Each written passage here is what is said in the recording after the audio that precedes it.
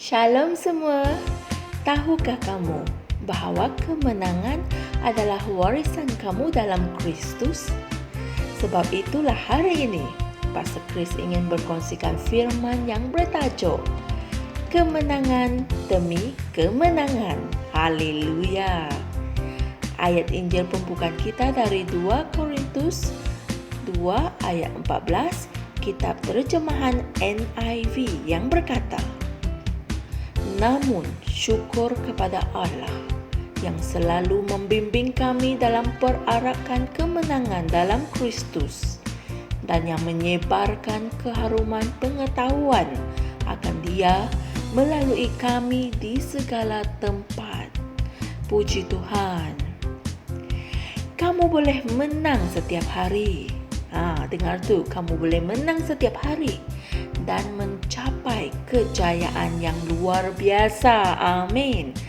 Ayat Injil di atas dalam Alkitab versi The Amplified mengatakan, namun syukur kepada Allah yang selalu membimbing kami dalam kemenangan sebagai piala-piala kemenangan Kristus di dalam Kristus, serta menyebarkan dan memperlihatkan keharuman pengetahuan tentang Allah melalui kami di mana-mana. Haleluya. Ketika kita mempersiapkan diri sebelum hari pengangkatan, kamu bukan sahaja akan berjaya di bandar kamu, tetapi ke mana sahaja kamu pergi, kamu juga akan berjaya. Amin. 1 Yohanes 5 ayat 4 mengatakan, kerana apa-apa yang dilahirkan dari Allah mengalahkan dunia, dan inilah kemenangan yang menaklukkan dunia, iaitu iman kita. Amin. Persoalannya adalah, apa yang kamu fikirkan? Bagaimana kamu melihat diri kamu? Apabila kami mengatakan bahawa Kristus telah memberi makna dalam kehidupan kamu, itulah maksud kami. Kerana kamu telah datang ke tempat di mana kamu menyedari bahawa hidup bukanlah untuk kekalahan. Perjalanan kamu adalah perjalanan dari kemenangan ke kemenangan. Amin. Itulah warisan kita dalam Kristus. Amin. Katakan pada dirimu, itulah warisanku dalam Kristus. Haleluya.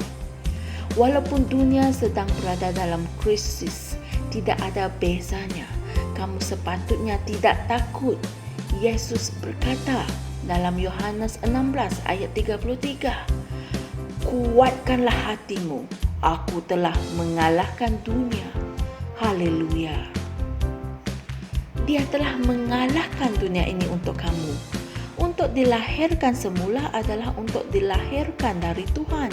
Dan ia mengatakan bahawa apa-apa yang dilahirkan dari Tuhan mengalahkan syaitan, dunia dan sistem dunia yang menggagalkan ini. Haleluya.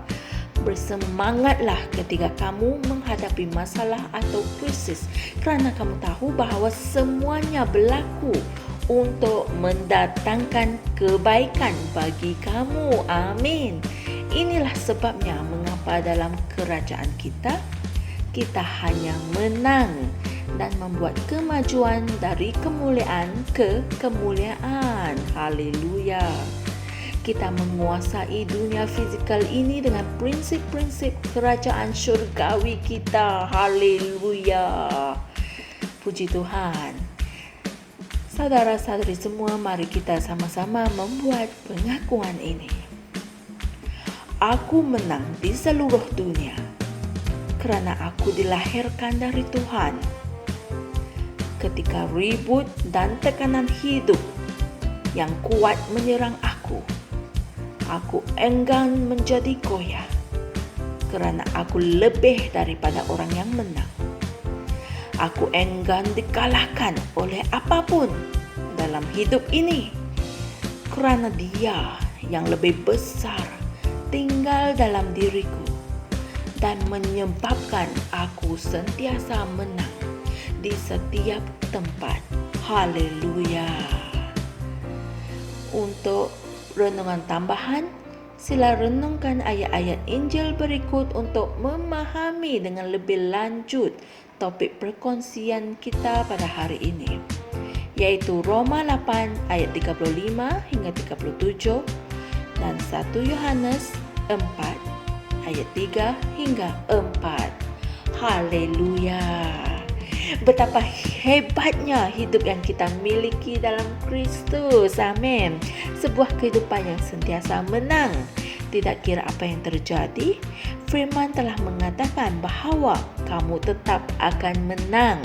Oleh itu, ianya penting untuk kamu mempelajari firman dengan bersungguh-sungguh untuk mengetahui warisan dan identiti kamu dalam Kristus, agar kamu tidak menjadi takut, panik atau bingung apabila masalah atau krisis datang melanda.